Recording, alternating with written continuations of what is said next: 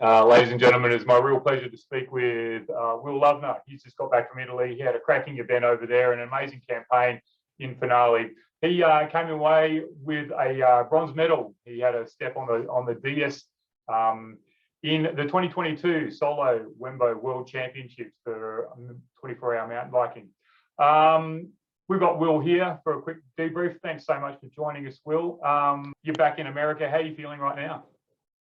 Yeah, thanks for having me, Jason. It's good to be back home. I mean, it was an amazing trip to Italy. My family and I have both had a great time there. And yeah, I mean, I'm recovering from the race. I'm still a little bit sick from it. I got a pretty bad cold after, but yeah, just reflecting a little bit on it the last couple of weeks and still just super excited about my result and how cool of experience it was.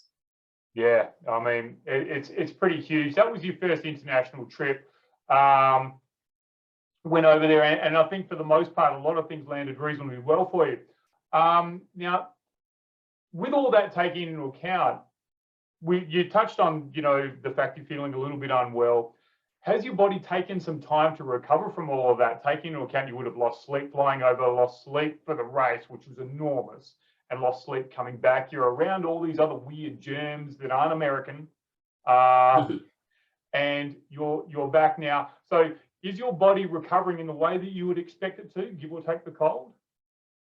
Yeah, well, originally I was planning on doing Unbound XL the week after 24-hour Worlds. And I knew pretty quickly, like after, it was the day after Worlds, I was pretty sick. And like, I kind of knew then that it probably wouldn't be a good call, but I wanted to see like after the travel. But that was one thing, is the travel is pretty brutal, as you know, flying from Australia. I mean, the flight wasn't nearly as bad as it was for you, but just being your body being under that much stress and then like taking another 24 hours to get back and really not sleeping at all. Then by the time I made it back to the US, I was pretty dead. So I pretty much was just laying around for a week. And yeah, I knew that it'd probably be really bad to do Unbound XL for me. And I knew last year, just like, that was when I broke my hand and got rhabdo and all that stuff. And I mean, it almost killed me last year. So I knew it definitely would kill me this year after 24-hour World. So I just decided to just try to recover over a couple weeks and get ready for a big bikepacking trip coming up. Yeah, well, I mean, on that bikepacking trip, from what I understand, it's a 3,400-mile journey that you're preparing for.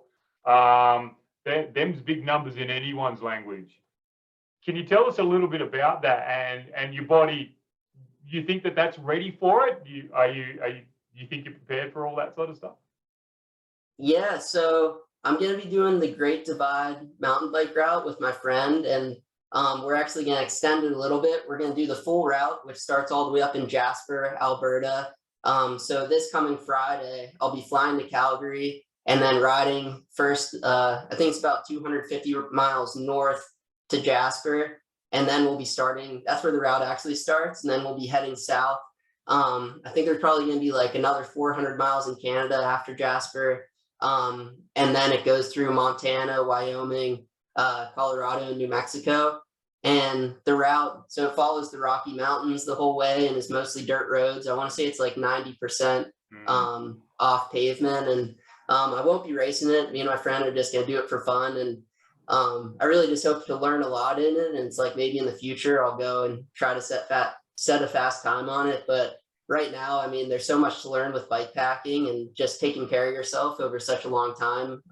It's way more than just pedaling your bike. So yeah, so I'm just super excited for it. And I think that my body is really ready for it. I mean, I really haven't, I want to say I've only ridden one time since the 24-hour Worlds race. And that was just to try out my setup for this bikepacking trip. And I think with something like that, you just gotta be super fresh for it. And I'm definitely really fresh, and I'm super excited just to get back on my bike. So I'm definitely ready.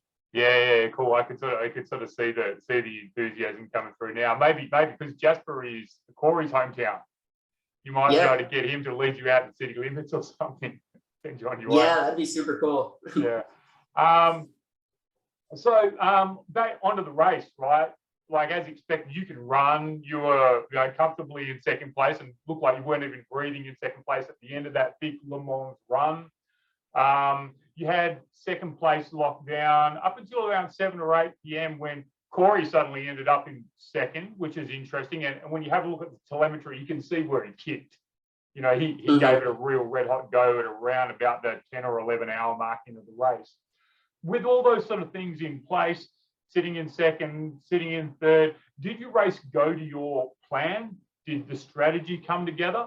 And when you look back on it, do you think there was anything more you could have done, anything differently you would have liked to have put together, despite the fact it was an amazing result?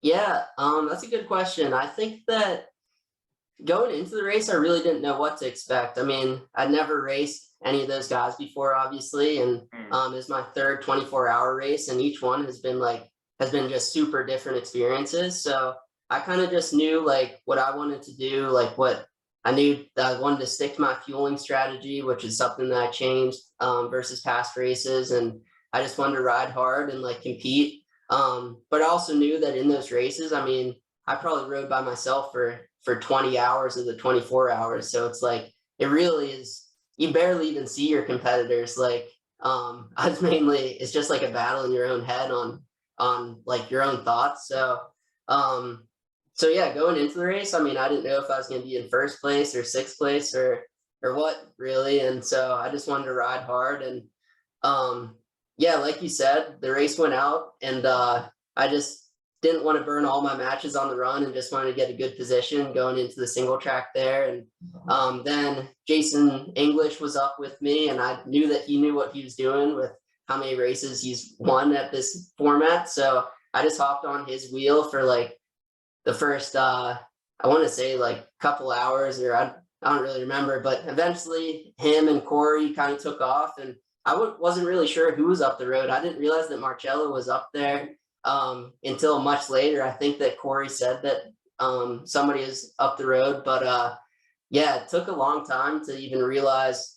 It took me until after the race to even realize that Marcello was the one that was up there hammering. So yeah, but I mean, I'm really happy with how it went, and I think like I know that I pushed myself really hard, and after the race I was pretty much dead. So I think I can't really regret anything, but I definitely learned a lot and know like some things that I changed for next time. Yeah, when we look at the telemetry and in a perfect world, you've been in a scenario where your race line starts at the bottom left and it goes to the top right, and it's just a smooth, flat line. I think give or take a millimeter or two at the end, yours is just dead straight. And so from that, I think that if you've left everything out there, that's a race strategy pretty well executed, given the trying conditions. Yeah, I mean, I think that one thing I definitely want to improve on is just like when you're looking at the graph, you can see, I think when Corey passed me, it kind of gained that the lead was right around dark. And I think that's one thing that I really should try to improve on in the future, and just like really dialing in my light setup and getting more comfortable with riding at dark. But I mean, I felt like I definitely pushed the night as hard as I thought I could. And just like in further WEMBO races, I think that that's one place that I want to improve. Yeah, I don't think there's anyone who rides mountain bikes who nails the night.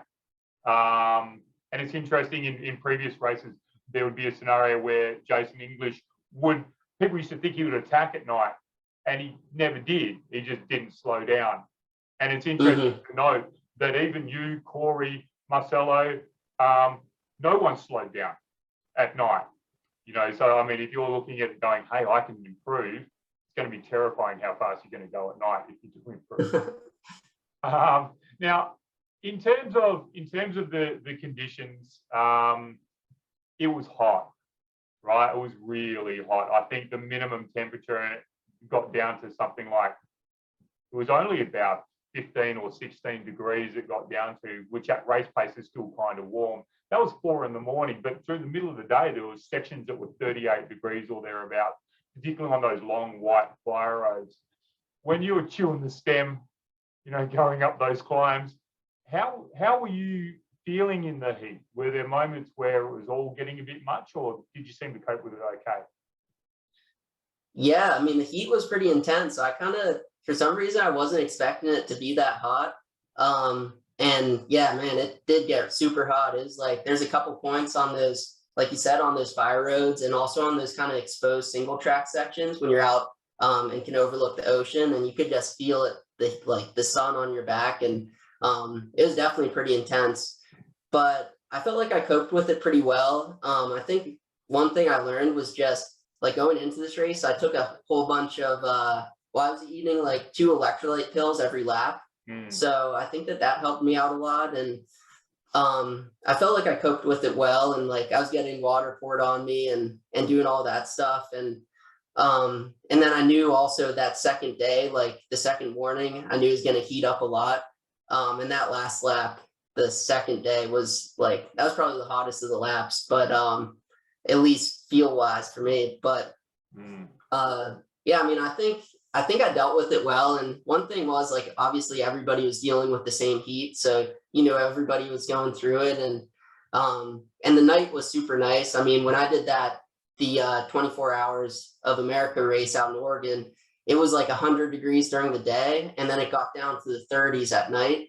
Yeah, about so I just 3 or 4 degrees centigrade, wasn't it? It got cold, got quite cold. Yeah, it got super, super cold. So like I was dying of heat in the day, and then I just got absolutely frozen at night, because going into the race, I just looked at the high forecast and was like, oh, it's gonna be super warm at night too. But the cold was way worse than the heat for me in that race. So I was just happy that at night it was pretty ideal riding conditions with, I think it was around like 64 degrees or something. So the night ride, it made the night riding super fun. Yay. Now, with regards, you know, going for 24 hours is a long time. The minutes seem to stretch. To keep yourself going, what were some of the mantras that you had kicking around in your mind? Did you have any, you know, little story that pushed you forward? Did you have any earworms? Were you listening to, say, some Snoop Dogg or some Iggy Azalea just to keep the pedals turning? What were you telling yourself when the night got really dark? That's a good question. Yeah, there's definitely so many highs and lows in those races. I mean, there's points, like you said, where you think it's just going to go on forever. And there's points that you're just having a ton of fun. And I think that's one thing that I really enjoyed about that race, was just like riding in Italy and just like the scenery there and the trails there. Everything was so incredible. And it was so different than like riding in Pennsylvania in the US. So that was one thing that I kind of knew going into the race. And like, even like during the race, just the riding was so incredible that I was having a really great time just riding it. So and just like knowing that I was in this absolutely crazy thing for like 24 hours. But there definitely was some low points still, like points that second morning where I was just holding on. And I mean, I wanted to keep pushing and wanted to hold on to my position. But yeah, I'm trying to go back into that moment and think what I was thinking. But I think there was no real like mantras I was saying, but I was just pretty locked in and was just trying to think every lap while I was out there, just like what I needed in the pits and where I could try to make up time on people and try to put gaps on the people behind me, and really just trying to push the laps as hard as I could and stay focused, because that was one thing, was like I feel like whenever you lose focus, bad things can happen. And it was at like, I think it was like 7 p.m. At 7 p.m., so like 8 hours into the race, I crashed pretty hard on the one loose turn. So after that, I was really just trying to like avoid that. And I wanted to stay on. I just rode my one bike the whole race. I never did a bike swap because I really preferred, my one bike had a little bit more suspension. And it just fits me better. It's a small and my other bike is a medium. So I just didn't want to get a flat tire or break anything on it. I just want to stay on that bike. So yeah, I was pretty dialed in the whole race. Yeah, and that's really interesting because, I mean, Finale is a tough course. It had a lot of really, you know, sharp edges, a lot of rocks, a lot of places that can catch you out. So it's actually quite a testament both to your bike and your riding skill that you were on that one rig the entire night, because I remember walking past your pit going, this bike's brand new, your spare bike, you know, you hadn't touched it. Whereas other people had been switching bikes in and out. So I mean, that's actually quite an achievement. Back to the focus you touched on earlier on. Now, Finale is an amazing course, and as you know, there's a whole ton of these $1 million views that you see as you ride past the Mediterranean. It's got that rad section that comes down through the, you know, Tobago Berms. Now, talking about focus, that place got absolutely off its chops, you know, throughout the course of the night. It was banging hard. It was bigger than I've ever seen it. Did you ever get a moment where you came flying through that, where it just got a little bit out of control for you, that, you know, the focus wavered and you sort of scrubbed the berm or had something happen in the back end of it? No, I was able to make it through there safe each time, but yeah, that was absolutely crazy. I kind of heard something about there being a party the day before the race, but I was not expecting like a full-on show like that. So that was super cool, and it's something to look forward to every lap, and something that's one thing that's way different about this race compared to like the other 24-hour races I've done, is like there's people out there all night, and every lap it's like they go crazy every time you go through. So yeah, that was one of my favorite parts of the course. Yeah, that was hot, that place. It was amazing. So on your food, you're on a pretty strict diet. Like, you know, you had a long menu of stuff. Did that work to plan? Did all the food you eat, were you able to get really cool food out of Italy? Because when you go to the, you know, Il Supermercato, there's a lot of really interesting stuff there. Were you able to pad your menu out with some cool stuff? And did it get boring? Did you get sick of it? Were there any things that you really wanted, like maybe a hot dog or a thick shake or something? Yeah. Yeah, so this race I did differently than the other races I've done. Like in the past, I've just gone and just bought a whole bunch of food, like a whole bunch of varieties, and just like set it out on the table. And I had no plan going into it. I was just like, during the race, I'll come up and like whatever I want to eat, I'll just know, and I'll go and pick it out on the table. But I kind of noticed in the one other race that I did with that strategy, like I just kept going for the same thing and like wasn't getting enough calories. And really, it's like your brain kind of isn't functioning at the highest level, like 14 hours in or whatever. So you're not really thinking well enough to like choose the right thing a lot of times. So yeah, like you said, this race, I kind of wrote out a long sheet of everything. Like it'd be like lap one, get a goo and a flow on my bike. And I kind of calculated the calories that I thought I could intake and everything like that. And then I think it was like every 5 hours, I'd stop a little bit longer and get my chain lubed. And while my chain was getting lubed, I'd eat something more solid, like a sandwich or pasta or something like that. But yeah, I think that the strategy went super well. I mean, some things that I'd change in the future would be, I think I'd take out a little bit more of the solid food and add in just some quicker stuff to try to cut down some more times in the pits, like having more goos, like gels, and more just stuff that's super easy to eat, like waffles, or and probably a little bit more calories from my drinks. But I really think that it's the way to go. Just like, at least for me, just really planning out what you're going to eat and trusting in what you decided before the race, and kind of going with the science with it.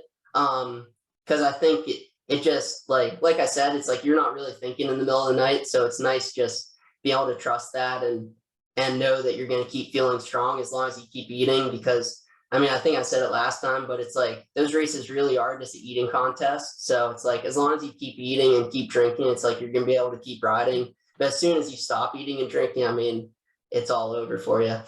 Oh yeah, absolutely. Back on the stationary time now, it's incredible that you did 31 laps, and from what I can gather, you spent 21 minutes stationary, which, like, a lot of people can do that in one stop. You've done that, like you've kept that really, really low, which is testament not only to the plan, but the way I think your dad, Steve, was helping you in the pits, the way that you executed all of that. It was kind of interesting because when we were watching, you know, all the elites come through and all the top end riders come through, it was stop, intense, go. And it was just around pits. When you were coming into the pits, were you looking at them as any way to refresh and refuel? Or was it just a case of, this is another strategic point, I'm going to grab all the stuff I need and I go, it's not a rest? Can you take us through your thinking as you're riding into the pits, and did they work out pretty much the way that you expected them to? Yeah, I mean, I think that that was a difference in between this race and other race, which is just like a testament to the competition. There is like you're saying, all the top guys, they are fast in the pits. I mean, I don't really remember how long Corey stopped and like Marcello, but I'm sure that it was super quick every time. And like that was something in the past, was like I could kind of get in the pits in other races and kind of take a second to recharge and like get ready to head back out on another lap. But this time the way the laps would work is like I'd go out, and while I was riding, I'd kind of think of what I would want in the pit. And like my dad did a really good job with that. Like, so then by the time I'd come back in, I'd know exactly what I need, other than what was on the sheet of paper that I'd written out, and be like, oh, I need a new light battery or this and that.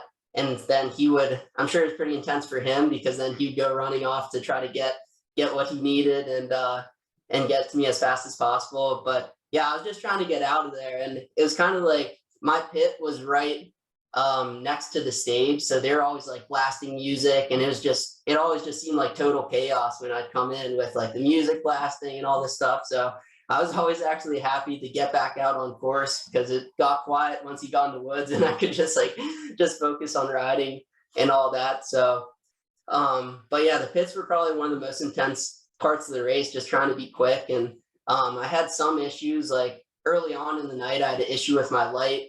The light on my handlebar didn't work for the first couple night laps, so I had to figure out that issue, and then ended up riding with another light on my handlebars. So so there's that whole thing going on. But yeah, I mainly just try to get in and out of there as fast as possible. Yeah, excellent. And I mean, testament to all the top end of the field. It's interesting to note that, you know, Jason, Corey, all the guys that have been doing this for a long time, all spent a lot less, particularly Corey spent a lot less time in the pits in this race than he did in Brazil and other things. So like the pointy end was pushing really hard, and just raising the level. Incredible. So the best moment of the race, right? I mean, we all look at these 24-hour races. They're you know, packed full of emotions, particularly in somewhere like Italy, which is so beautiful and amazing and all these sort of things. The best moment of the race for you, was there anything that you look back on and go, you know, that 15 seconds sort of brings me to tears, it was so amazing? You know, do you have any of that sort of stuff about this race? Yeah, I mean, I think that just finishing was a pretty incredible experience. I mean, crossing the finish line after, like, it can seem so far away early on in the race. I mean, you're barely even thinking about the finish. I mean, if you did, you'd be going crazy probably. But yeah, it just seemed so far away for so long. And I mean, I think the last lap, and I think the last lap and the finish is always super cool, because it's like in the last lap, you can tell that your body is just completely beat down. And like, I always just try to enjoy it a little bit and just be like, wow, so much effort went into like getting to this point. So just like really just trying to appreciate that and like live in the moment and crossing. But so that was definitely a really cool moment for me. But also, I mean, just in the race, there's plenty of points where like flying down those descents and looking out at the ocean, and even like doing the climbs and just like thinking of how incredible spot I'm in. And it, like, there's plenty of moments like that were unbelievable. Yeah. And that's one of the things that, you know, the WEMBO series really brings, is that flavor of all these amazing races from around the world. And I know that you wouldn't be alone in thinking that Finale was probably right at the top end of, you know, your mountain biking experiences when it comes to that sort of stuff. Now, you know, your sponsors, your family, all those sort of people who helped you to get over there. I think Flo helped, Lupine Lights helped. You're obviously on a Specialized Epic. Is there anyone else you wanted to thank you know, for this experience that, you know, you've not only had, but brought to us? Yeah, I mean, all those sponsors really helped out a lot, and also everybody that donated in the GoFundMe to help me and my support crew get to Italy. That was just super helpful and allowed me to just have this incredible experience. And yeah, definitely. I mean, I'm so thankful for my family too for wanting to go and do that race. And I mean, I know for the support people that, I mean, that's an endurance event for them as well, staying up for 24 hours. So I'm really grateful for them, and yeah, and just everybody that helped me get there. Yeah, and it should be noted too that I think your dad had to drive. Were you guys into like a minivan or a camper van or something? Yeah, we rented a minivan and drove down from Nice. So fortunately it was automatic, because I don't know if we would have made it in a stick shift, but my brother-in-law, he got a stick shift and he blew out the clutch after the race, got stuck on the that road that goes back down to Finale. The car just came to a skidding halt and it was completely totaled. They had to call like a tow company to get it. So the car paid the ultimate price to get them to the race. Yeah, wow. And I mean, just on that, for people who haven't been to Finale, if you think you want to go and get yourself a Ford Ranger or an F-150 or something and cart your mountain bikes around those roads that are pretty much just paved goat tracks, just don't work for that sort of stuff. Yeah, and that just adds to the stress for all the people involved. You're worried about coming around each blind turn that, you know, Nonna in a Fiat Centoventi is just gonna go straight into the front of you, because you're telling drive so fast, it's hardcore. Now the Canmore 24-hour race, Corey's putting on the next Americas race, I think at the end of August. Now, I think you finish your 3,400 mile race maybe the first week in August or thereabouts. I'm just chucking these numbers out there. Do you think we'll see you up in the Rockies for the to defend your title, or you think that it might be all a bit soon? It'd be 3 months of huge racing events if you could do it. Yeah, I mean, I definitely am going to keep my options open. I'm going to be finishing that 3,400 mile ride like pretty much the first day of August, and then I think I'm doing the Gravel Worlds 300 on August. I believe that's on August 19th. But I mean, if I can figure out a way to stack those two races, maybe I'd give it a go and try to fight for that title again. But I mean, I'm sure that the course is going to be incredible up there, and I'll be starting the ride pretty much at the start of the course. I mean, starting this bike packing trip up in that area, so I'm really excited to check it out. But if I can't make it this year, then maybe sometime in the future. Yeah, fantastic. All right, man, it's been a real pleasure talking to you again. Huge props on a massive achievement over there. It was really thrilling watching you race, and really thrilling watching all you top guys push the top end of the field to bigger and faster levels. Fair to say that it was one of the more exciting races that we've seen over the last few years, and it was a real pleasure watching you race. Yeah, thanks for having me on again, and yeah, thanks for WEMBO for putting on such an incredible event. I mean, I think that the competition was amazing, and just like the riding there was incredible. It was everything I could have asked for when I signed up for that event and like focused on that event. So yeah, just thanks to them, and I'm really grateful for the experience. Yeah, we're really grateful you were able to be there for it all, and grateful that you were here with us today. Thanks for the debrief, Will Loevner, current America's 24 Solo Champion, podium getter in the recent 24 Worlds. Stellar all-around kid. Have a great event for this bikepacking trip. I'm sure you will. Thanks again. Great talking. All right, thank you. See you. Bye.